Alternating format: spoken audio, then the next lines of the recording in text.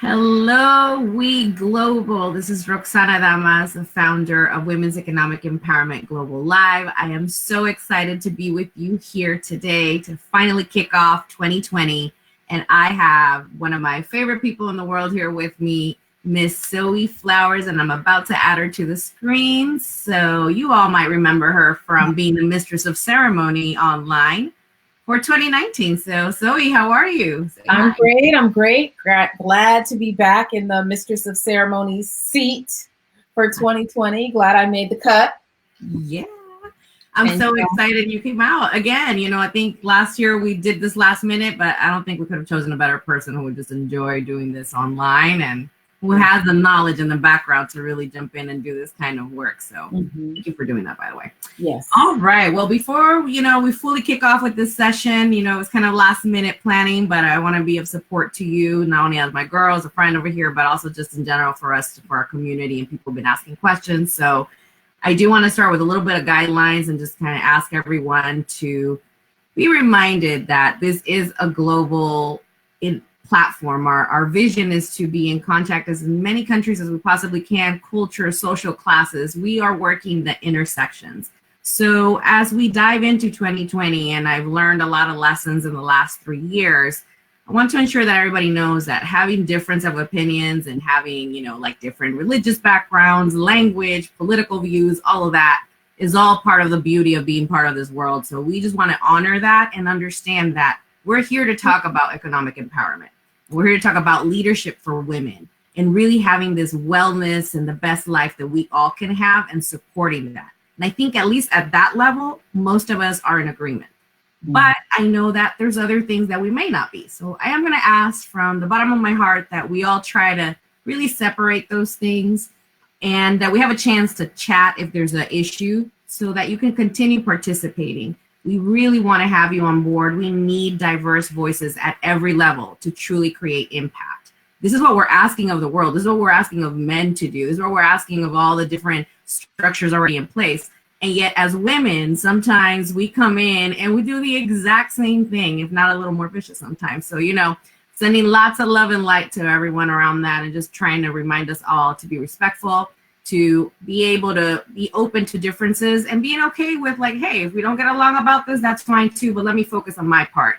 And if you feel that you're not being represented enough, just reach out to us. Let us know. Sometimes it's just that we don't have the bandwidth, or other times it's just that we need to bring other people on board to support us, or you just need to tell us. And as soon as we have the space, we'll make it happen. So I do want to remind everybody to stay respectful and just keeping on the positive note. I know we have a lot of lessons to learn together, but the goal is to make some impact. And that's why we have Zoe here today. So I am actually going to just put it out there in the universe today, Zoe, that you and I are going to kick off this year with more lives on this Facebook right here. Yes, absolutely. Absolutely. Yes, yes. Tell everyone what's the plan for these live streams. So we want to, just like you said, right? We are really here to, make this shift and to increase the economic empowerment for women, the empowerment for women. I think that's, what you and I bonded over so long ago, is this thing about, if you're working with women, that can really change generations. We know that. And so, and we all have such different backgrounds, my goodness. And so I think that the purpose of these lives, or at least I'm going to set the intention that the goal of this live is really to bring a diverse group of folks together from different backgrounds and really to find our commonalities, find where we are the same, right? These lives are definitely going to be intersectional, and what a perfect day to kick this off, right, on Martin Luther King Day. We planned it. I think Martin Luther King said, y'all doing this today. He called me on the spiritual hotline. Or maybe he called you, because you're the one who suggested it, actually. And then I realized, wait, 1-20-20. I'm all like, I didn't plan this, I swear. Girl, I didn't I knew it. I was like, okay, this is it. There's something magical there happening. So no, totally. And I was at this play in in December, and afterwards, the guy who created it, he had a talk back, and he was saying that 2020. If you think about 2020, what does that stand for? It stands for perfect vision. And so here we are, right? And so that's another intention for this podcast, right? Is to be visionaries and to be clear about our vision and to help other people be clear about their vision and where they can fit in this women's economic empowerment thing, right? So as much clarity as we can bring to this conversation, the better. So I think those are the two intentions for these lives. That's fantastic. Thank you for saying that, because you know that's part of it. It's like, how do we continue always deconstructing what we know? We're all learning, like we're all different levels. If you're a millionaire already and you already have all these companies, you still have some learnings in that space. If you're one who's barely starting with your career out of college, or you're starting your own company, you have to learn and be in that space. So we're all having to keep finding clarity in the space that we're at in that moment, in that cultural context, in the language that you're doing it. And, you know, and every space is so different. So I, you know, thank you for, you know, just calling that out too. Is like, it's clear vision. It's keeping to dig into these layers of what that means. You know, and as we move along, you know, I think there's some concepts that like I throw out all the time because, hey, you know, we both majored in women and gender studies, and we both went off and did this work that other people just don't choose. They're like, that's a job. I'm like, really, it's a job. Like, it's a job. I know there is. So that part, I think for those that are not from this space, even women, what I find as I try to explain the event or when people read the information, I have found that there's been a little resistance when we say a few things. So I say intersectionality like nothing. And I think most people understand what it is in basics, but what does it mean at the level of this kind of event, or what does it mean in your community work when you use this term? And I think you can really help me shed some light on this for people. So, so when I first started thinking about intersectionality, because of course I've been doing domestic violence work for 20 years, you've been doing it for probably around the same amount of time. And so when I think about intersectionality, at first, it was always sort of, what were the intersecting oppressions, right, that set women up to experience violence in particular ways? So what is her social location? Where is she from, right? Where is she in the world? And how is that impacting her experience with violence, or how she's going to view the violence that she experiences? How is she treated because of where she's from? So that's one intersecting place, right? And then there could be an intersection of language, right? Is she an English speaker? Is she bilingual? Is she trilingual? Is she non-English speaking? That is going to intersect with so many things about how she experiences violence, how she's treated, you know, going to get services, etc. And then of course there's race, ethnicity, religion. So I always learned about it as sort of, again, oppressions, right? And so how are you accounting for the real ways that people live, the things that intersect in people's life, race, class, gender, sexual orientation, right? All of those things. We can even take it to body size, right? Lookism, featureism, right? All of these things intersect and they impact people's specific experiences. So taken out of the realm of domestic violence and maybe put it in education. So if you're teaching in a certain neighborhood and the things you're talking about don't allow for the real lived experiences of the people in that classroom, right? If you're not taking all of the things that they're experiencing into account, what is the level of that education going to be for them, right? And then, because I'm a Libra and I like things to be balanced, we don't have to just focus on the oppression. We can also focus on historical traditions around resilience, right? What are the things that make communities resilient and able to survive and thrive, etc.? What are those things? What is that? So again, it's just looking at the totality of people's lives instead of just, you know, having a monolithic or one way of seeing the world.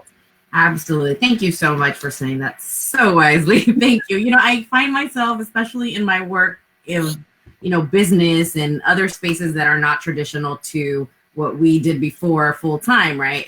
And I'm like, yeah, it sounds like, it's easy for me to figure it out, but I don't think everybody's in the same space, even though they may know it and they understand the term. They just don't know what the concept is for this type of work. And as I heard you say, from spaces of oppression, that's the way we've been taught in this work, right? Social justice, always for the fight, always for this, always that. What's that saying from Mother Teresa? She said, don't call me to the march against this. Call me to the peace route. Piece of this other thing, right? And so to me, when I hear you say that, how about the intersections of empowerment? I'm done with this oppression thing. I'm down with this, like, let's talk. I want some action. And I think this year is that year of action. I mean, we have Beijing 25 happening from the UN perspective. For those of you who don't know, please research and learn about it. It happened 25 years ago that the UN called all the countries around the world that wanted to participate and talk about what leadership meant and empowerment and what really livelihood for women should look like around the world. And it's influenced everything we've done in the last 25 years. You are right now the opportunity to actually impact and make some change around that and be part of that influence. So we, as part of We Global, are definitely all in the work. I went last year to the World Gender Forum in Tunisia, and it was just such an eye-opening experience to see so many people there and see how we can contribute to that. So all the information that we've gathered at our events, from these live streams, from the communication we've had back end, we're definitely working on this to see how we can bring some of this feedback to this global new agenda. It's probably going to be set for the next 25 years. So we definitely have some stuff to say. And one space for me is, let's start looking at this thing from a place of thriving, from a place of empowerment. And yes, all these other things are true, but we need to start moving away from that just as much as we need to be at the decision table when it comes to money. And I'll talk to you about that in a little bit too, just some lessons that I've had around that topic, not only in my personal life, but just other women that I know are huge leaders in the world. But when it comes to money, it's still one of those spaces that are not so cool. So I'm actually going to give you a chance to chat about your class today, which is the main reason I said we're going to do this today. But before I do that, I want you to gather your thoughts around your class and what you're going to be teaching tomorrow, I believe, or the day after, that Wednesday. So I'm going to gather your thoughts on that. But while you do that, I am going to share a few things, talk about mobilizing and educating our community about what women are doing in the world to mobilize their pocket, their money. So I want a big shout out to someone who wrote a story about me this past year. My Spiritu is a Spiritu box, which they gather different arts and crafts and materials, usually from Latina communities, but from a lot of different other communities too, to help them sell their products. And so today I'm actually wearing, I don't know if you can see these little earrings from Honduras. So it's from one of the collectives there in Honduras as part of the box. I am also wearing this lovely bracelet over here. These are from women from Haiti. So this was from the box 2 months ago from that. I'm sorry, for the summer box. So this was for the summer box. So if any of you are interested, I really would like for you all to support Mi Espiritu or just Spiritu. And I'm going to go ahead and tag them later. They're doing some amazing work. And it just is like, how do we rebuild visibility for women's products and all these different things that women are doing out there and our allies? We want to support the people who are supporting us too, and how to get the word out. And that's part of it too. The reason this project came about was we as women are still not taking full advantage of all the resources out there to be visible. And to be visible also equals money, to be able, to really have our voice at that international, national narrative, in that public narrative. My voice matters. In fact, I don't know if some of you can hear the song in the background, but I was sharing with Zoe a little earlier about Lights in Babylon. I really appreciate the story behind this singer. She's from parents who are from Iran. They moved to Israel. She was born in Israel and then moves to Turkey. And she says, I found my voice. I can sing here. I can do this now. So she speaks in English to her audience, sings in Hebrew, and has this style of Arabic style music. And she says, my dream is to one day to go back to Iran and sing to them. And just because we want women to be able to sing freely in that space. And she wants to appreciate that. The fact that she has that platform, that she has built it, and she's able to share that story alone, and I can share this with you right now, that's visibility. That is creating space for other women and for other people to understand what maybe is not a reality in their space, in their world. So with that, I'm going to turn it over to Miss Zoe to share with me, why are we even talking about a class right now in 2020? I mean, normally she's traveling and speaking in all these different places and working on coaching other domestic violence leaders, but things have changed. So talk to me. I mean, they have and they haven't, right? I'm still working on, with DV people. So I'm definitely consulting. So if somebody out there, wants something, hit Roxana and I up. But yeah, it was just time for a shift, right? I mean, it's a new decade, and as you know, I've been doing domestic violence work for 20 years. But I like to say that I've been doing social justice work probably since I was like 11, right? I just didn't call it that. Right. But after, being in domestic violence so long, and also doing a short stint at Habitat for Humanity. So I really have been, in the nonprofit arena for probably 30 years, in all seriousness. And I've just learned a lot of things. I've seen a lot of things. I've experienced some really great things, and I've experienced some really horrifying things. And, one of the things I can say is, at least, in my day, when I came into the work, there was an education that I got. There were, OGs in the movement who would be like, read this book, there were so many videos that you could get, like the different body type videos that would come out. Jackson Katz, Tough Guys, Michael Kaufman, A Call to Men. Right? So I was able to really just inundate myself in, like so many just amazing works, so many books. Also, so there was a real focus on like education and like bringing up this next generation of advocates. And somewhere along the line, things just changed. And the information about sort of the foundation of this work, I feel like, is just not being translated to new folks coming into the work. And so that's one thing that I want to start sharing, some of the things that, that I've learned. And now we have social media, so we can kind of do this like easily.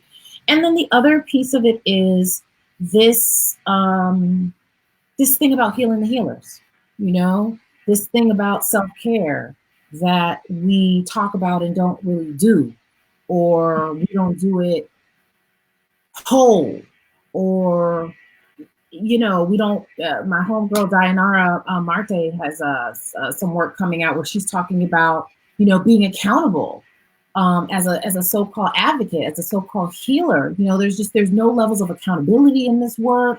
Some of our work environments, thank God, I've been able to like move away from just overtly violent organizations. I have worked in some violent organizations, and then just thank God I got myself into a really amazing place where I've been able to really grow as a person and as an advocate and as a leader and as a speaker for like 8 years. And so now it's like, I'm going to share this information, because it's kind of like Fight Club, it's like nobody talks about, what I'm saying? It's like the trauma in the field. We don't talk about the trauma in the field, right? No, keep it to yourself. A matter of fact, I'm gonna pause you right there, because that is something that is just near and dear to me. A couple things you've said already. So number one, for those of you that don't know, Zoe and I started working together in, good Lord, was that like 2008? No, 2006? Yeah, it was like 2006. All right, so 2006, we worked together. And before that, I think we've both probably been in the movement officially for the last like 20 years or so, which today I found something that I wrote 20 years ago before I got into this meeting. So I'll share in a second after that. Okay, I got it was just hilarious because I was like, yes, it's been that long. And even before then, as a kid, I already was doing all of this stuff. So this is like not news, right? So I was 8 or so when I started getting really involved. And then when I hear you say all this stuff about the toxic spaces and how violent, I mean, yes, they are. And I think we have to talk about them. And one thing I really don't appreciate in this space still is this whole idea of, oh no, we're here to help. Everything's fine. We're doing this with passion. We love, blah, blah, blah. Yes, that's true. That's true. A lot of people get into this movement because they truly want to help or they're healing their own stuff. But The reality is there's also a lot of toxic, and we're not talking about it in public. I mean, usually when we're working there, we can't talk about it because that's our paycheck, right? The second thing is you kind of get used to it too, and very few people move away from that and actually start doing the self work. And I want to say thank you to you, even just on the wellness check. The first reason I ever went to a chiropractor, I think it was you, because you told me, girl, I go every week to my chiropractor because I need to take care of myself. And I had just started in that space to that level. And Lord knows that I needed it for so many reasons, you know, that were going to kick off the next 10 years for me. Had I not understood that part, it really would have been horrible. I moved away from the work and I went straight into business, but I've come back and what I see is still the same and sometimes worse, right? I mean, there's like you said before, there were some people who were taking the time to give more context and more education. That's not necessarily happening right now. So I've made it a point right now that any of the clients that I have, nonprofit agency, women organizations, women businesses, that I make sure that I call out what I see, the toxic that I see and how we can work with it. I won't attach my name to certain things until I see people really figuring it out. And let's go to the root of the problem and know and be aware that we as women and as nonprofit leaders, social justice leaders, we can also be toxic. We can be negative and we can be aggressive and abusive. And every single time I see that behavior in that workspace, the first thing I think of, like, here we are working to prevent aggression in the world in different ways, but you just bullied me into like this horrible situation, and that needs to stop now. So what do you think about that? Well,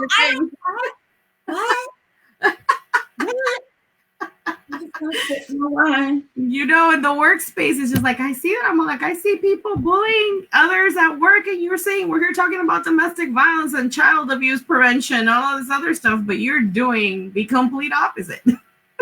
Well, I think this is why, the healing piece is so important. Because as I said, when I came into the work, I dove into the work. I had a clear understanding that there were 30 plus years of people doing this work that I could sort of fall back on. So I knew that, how can I say this? I knew that I was a part of something. So even when it was horrible, I still could fall back on the fact that I was a part of something. And I think what's lost now, because their isolation in the work is so great, because you're working so hard, your caseloads are ridiculous. And I mean, and if you have kids, if you have a family, like, forget about it, right? So I think for me, I've been able to stay in it because I felt like I was a part of something. And then at a certain point, I was like, whoa, I got to do this work in a different way. Mm-hmm. So there's that piece. But I think that folks are just tired. Folks are traumatized.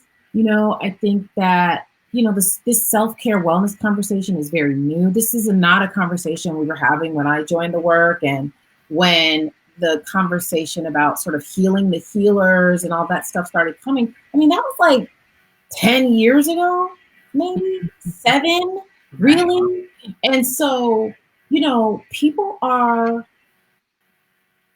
people are traumatized coming into this work, and their trauma is just unchecked, and their racism is unchecked, and their internalized response to sexism is unchecked.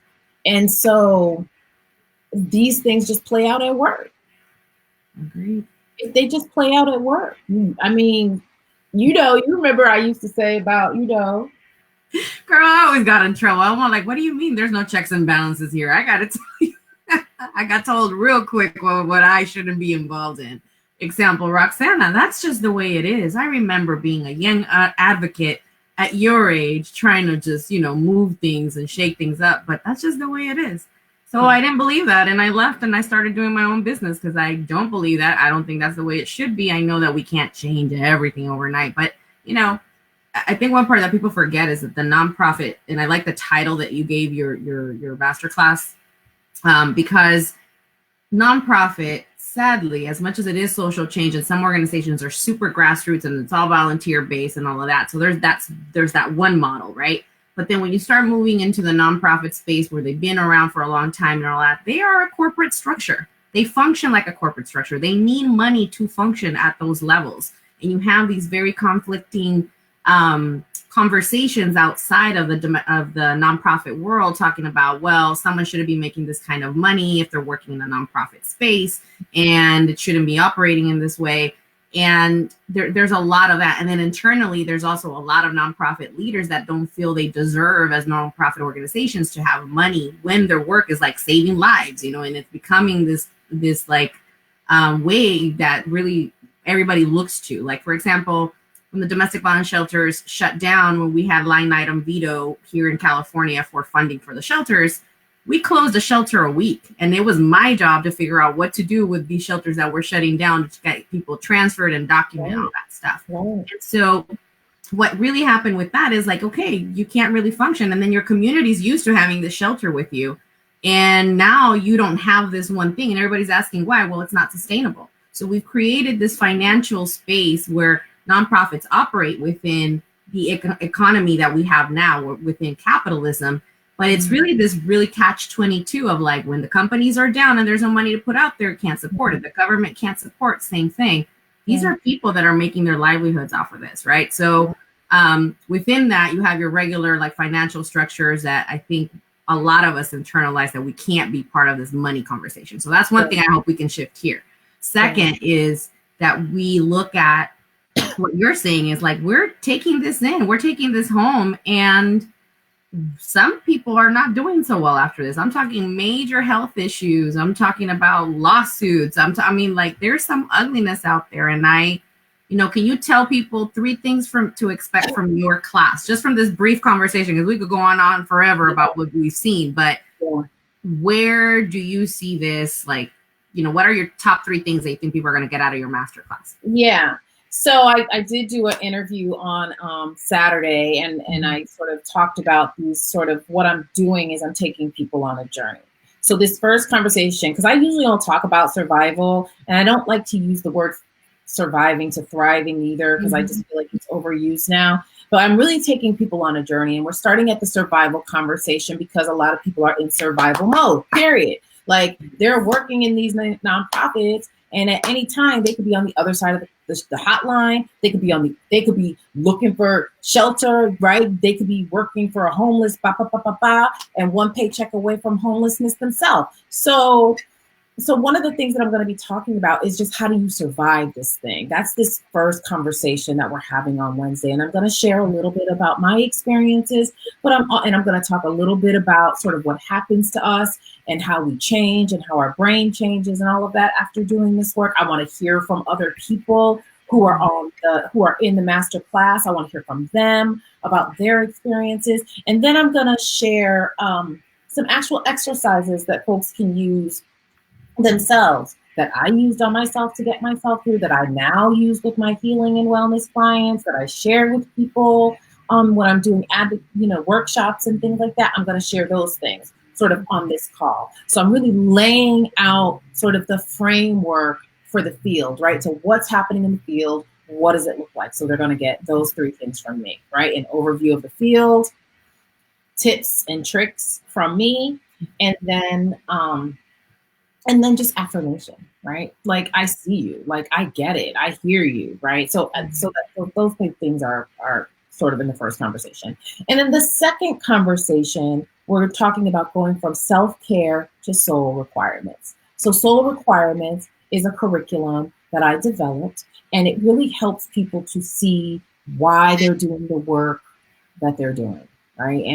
And what is really driving them, what's really pushing them forward. Is it an actual soul requirement, or is it like an ego thing, or is it a trauma thing? Like, what is it that's really pushing you? And then we have some exercises around that as well. And then the last conversation, the last masterclass in March, Women's History Month, is really going to be the process of becoming a divine rebel. Because that's the process that I'm on. Like, that's the journey that I'm on, is sort of thinking about this idea about keeping your divinity, keeping your spirituality, tapping into it, and letting that make you rebel against the system. I don't get into that whole conversation about resistance. Like, energetically, Like, that is just not gonna work. That's why it ain't work. That's why y'all been resistant for 3 years and we're still in the position we're in, because any metaphysician will tell you what you resist persists. When you say I'm resisting something, what you're actually telling the universe is more, please. So I'm not in that resistance conversation. I am interested, though, in this conversation about divine rebellion. And what does that mean? And what does that look like? Because to me, rebellion is about freedom. And so it's really about, how do we get free, right? That's really what I'm questioning. And that's the journey that, I'm inviting y'all to be on with me. Love it. How do we get free? Divine rebellion. Yes. How do we get free to keep creating the lives that we want, right? The wealth that we want, and whatever wealth means to you in that way. And things change through time too, right? So that's the other space too. And I often find, I appreciate everything you're saying, because I find that a lot of our people in social change work, or therapists, people who work at Children and Family Services, all that good stuff, which I know we have a lot of followers from that department. You're giving so much of yourself all the time. All the time. I actually had someone say to me, I'm leaving this job because my daughter, for one, saw me pick up the phone on a weekend for an actual family emergency that we had. And she's like, oh, good. I'm glad you had the family emergency and it's not your job calling again. So it was like, yes, you are working 7 days a week, 24/7, with the differences. You don't get the pay and all the perks that you would get in anywhere else. It's like, my worlds are really weird in that space like that, because since I do corporate social responsibility, diversity work in all these different spaces, I'll be in a nonprofit that can barely keep the lights on. And then that same day I'm off to Google somewhere and they have, a music room, and they have all these other things, that could be, be used. So there's this really different space of where people are at.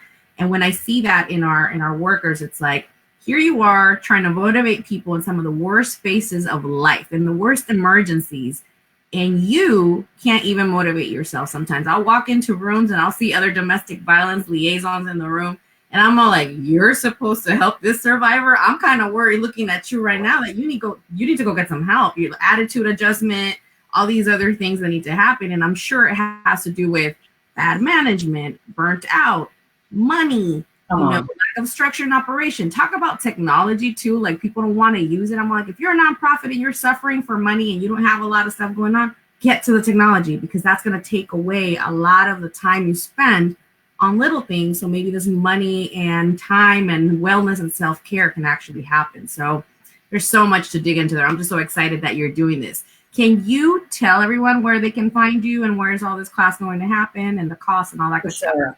For sure. But before I do that, I really want to just say a little bit about, what you're saying about, when you're in our spaces, and our spaces are like, you can barely keep the lights on. And then, Google is, it's popping over there. And I think we can't talk about that without talking about gendered poverty. And the fact of the matter is, this work is done by women for the most part. We know that the men who are doing this work, yes, they making that money.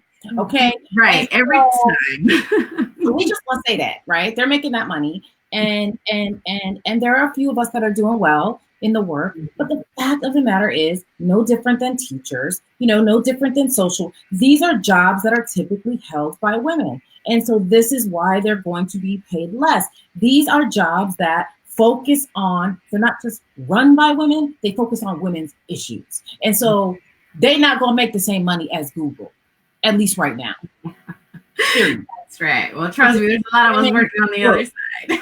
It's women's work. Right. And there's that. And there's also the piece of working yourself to pieces, which is also looked at as a woman's trait. We are expected to do extra. We are expected to go the extra mile, right? And these are the advocates. These are the people that get the awards. It's never, Susie, who leaves work at 5 o'clock because she got to go take her Zumba class, who gets the Advocate of the Year award. It's always Linda, who worked tirelessly and missed every baseball game and every ballet class, and that gets the award. So again, what do we reward? What do we value? And we have to set those boundaries. And what you said about being the man at the table, this is the one thing about We Global that I think a lot of people, as you know, as they get more involved and they get to meet me or talk to you or people that are involved in this, structurally, this is what I'm talking about. I left the domestic violence movement at that level because, sorry, this thing is going off here. Because I saw it. I'm like, here we are talking to women across the state, training shelter directors, all these people, blah, blah, blah. You need to be economically empowered. You need to be ready to leave. You know, here's your safety plan. Here's how it works, blah, blah, blah. And I'm all looking at the staff. I'm all like, are you financially empowered? Do you know what's going on here every day at 9:00? Right. And so how is this working out for everybody? It's really not. And then moving into the government space on a lot of these, like you said, women's issues. With by the way, I'm about to start saying this. It is not women's issues. It is everybody's issues. And we start shifting that message. That's and I learned that in the government space, it used to be that social workers were mostly men. And then it shifted. And so you now have this space where it's like teachers and social workers are in this space providing life-saving services, things that nobody wants to look at, but we're not treated as like the emergency services team. And then you have the nonprofit, domestic violence, sexual assault, human trafficking, all that stuff, agencies that work with you and come together. But none of those agencies are getting the same level of funding because women are not at the policy level deciding on that statewide budget and on that local budget to make that change. You're also not knocking on the door with some corporation that can help you kind of solve some of these things, right? So structurally, there's a lot of women who have started either on the finance side or women who come from the domestic violence nonprofit space. We're coming together, and that's what we're trying to do here, coming together with all our allies and really start having these conversations because, yes, we did a great job of building awareness, but no, it's not working. Capacity is not met. And then you're burnt out, and then you need a class like this one because we know that people are checked out. There's like no question about it. And I get it. And we also want to say for those women that are knocking on those doors and are trying to meet with those policymakers who don't want to hear from them for whatever reason, where's the support for them as well? So back to the masterclass, because you and I, So, Roxana and I, we've been on the top of a volcano together. Yeah. We've spoken in Peru together. So we know each other. So the masterclass again is to just share my experience, to hear from you, but also just to give you some tips to get through this thing. And it is Wednesday. We're having 2 sessions.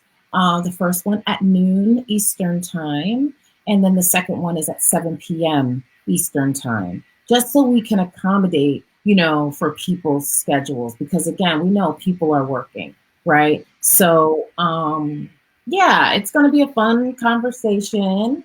I'm going to share, a lot. I'm not going to spill too much tea because I do still work in the movement, but I'm not so, you ain't going to get too much tea from me, but you're going to get a lot. You're going to get a lot. And, I'm in the transformation business. So you will not feel the same at the end of that masterclass. And because I do healing work, there will also be some breathing or something like that we will do as well. And I'm doing it via Zoom. And so we'll have the links available. What's your website? Do people look you up? And I'll put your link as well. So so my website is under construction. So right now, folks can find me at soulrequirements.org. But it will be changing very soon to iamzoeflowers.com. Got it. All right. That's soulrequirements.com right now. And then we'll put the link. Soulrequirements.org. Oh, sorry, .org, yes. .org. But you can find me at iamzoeflowers.com in a couple of months or so. I think things will be switched over. And then you can catch me on Instagram, I am Zoe Flowers, on Twitter, I am Zoe Flowers, on Facebook, I am Zoe Flowers. I think LinkedIn is I am Zoe Flowers too. And YouTube is The Magic Hours. And it's The Magic, one word, and it's MAGICK, the old school spelling of magic, and Hours, HOURZ. Got it. Fantastic. Well, thank you for sharing all of that. I really, really hope people will take advantage of this. This is like from one of the pros in the field. I fully respect her work, and definitely supporting you that on this new journey of moving away to doing more of this kind of work that we all need to do. And I'm doing my own version of that in a different way, so I'll be launching soon. But mostly what I've been doing is kind of working directly with agencies. I want to teach others what we learned. Like, there's a lot. And hopefully from our mistakes, and just really kind of, and also just the space about like, how can we be better at what we set out to do, which is, I know people want to help. You're not just there because you want to, it's not because you're going to make a lot of money all the time. Hopefully that changes too. But in the way, in your path, you're there to help, but you also need to take care of yourself in that process. So I'm super excited of that. Now, I do want to do a couple of announcements too, because Zoe is going to keep doing these lives with us. I'll probably focus on doing the Spanish ones moving forward, so we can show some love in Spanish language as well. Zoe will continue doing these in English with some of our ambassadors and other partners that we will have for this year. And on that note, I just want to say I'm so excited. We're going to Morocco. So May 29th, we will be in Morocco hosting our Global Live main event. And we're hoping to bring all the UN Empower Women champions to the region, speakers and our ambassadors. I've already sent out a list of potential speakers, so they're deciding. I'm not deciding. It's the Moroccan people over there who are going to say what they need and how they need it. We're just kind of there to support.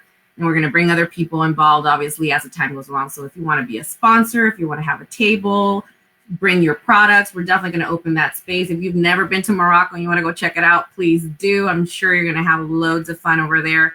It's part of a bigger festivity, and a shout out to Maria Smiley, who's our ambassador over there, that's leading the charge, and also to her partner, Nasrallah, who's been a major support to us right now, because they were having already the festivities on the 30th and the 31st, and they said, yeah, we'll join you. It's for women already. Our festival is going to be for fitness, so it's going to be 2 days about fitness and wellness, and then, of course, the Friday the 29th, which would be We Global.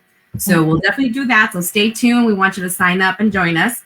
And this January 29th, I swear these dates are all coming in like this January 29th, we have a new partner, and I will share this later. They're called Ulele. They are a crowdfunding source out of France, and they've been wonderful. They came out to our event on November 1st here at Microsoft in San Francisco. And then right now they're hosting their first event in Sacramento, where women get to showcase their products and use this crowdfunding platform to, like people do other platforms to fundraise for their product launch or to evolve their business. And then they're going to get a chance to actually pitch their event, their project at the event as well, for a second source of funding. So you'll have your first line of funding that anybody would do on their website and their tool. And then the second one is you'll have a panel of judges, and also people from Bank of the West who are going to sponsor some funding for the winner. So hopefully one of our ambassadors get a chance to do that. I sent out a few invites to a few of you, just based on kind of the requirements of what they were looking for. And I know for sure one of them's already been selected to go present on the 29th. So I hope people go show some love over there. It starts at 5 p.m. and I will put details here on our Facebook Live, so you all can follow up on that, and I will be sharing it. So the 29th in Sacramento. And of course, don't forget, we have our new blog out in English and Spanish. And we do have upcoming the Native American series about women in business. So our girl, Jen Alvarez, who's probably out there watching, I hope, we'll definitely have her continue doing those series. So there's a couple different things we're doing. We are for sure kicking off this 2020 with good energy. And we know we have a lot going on. So we really want you to be a part of this. Be a part of this, come be a speaker at an event, talk to us. If you're an ambassador, we want to host something with you. Zoe and I are going to host something in Atlanta this year for sure. We have a really good group out there. So probably the second half of the year, we'll definitely be out in Atlanta doing some great work over there. And we know now about Morocco and a few other places. So we're just excited that you have joined us, and let's kick off this 2020. Tell us what you're doing in this little live here. We want to know what you're doing. We want to support you. And when things align, we'd like to have you be on board. All right, Zoe, last words for our viewers here today to wrap up. Yeah. Divine Rebels, man. 2020 is the year of the Divine Rebels. Let's change things. Let's transform in the most divine and beautiful and sweet and delicious ways possible. I love it. Yes, Divine Rebels, let's do this. Let's change. And may you all have a fantastic 2020. We are so ready to join you. So have a good one, everyone. Take care, Zoe. Good night. Bye.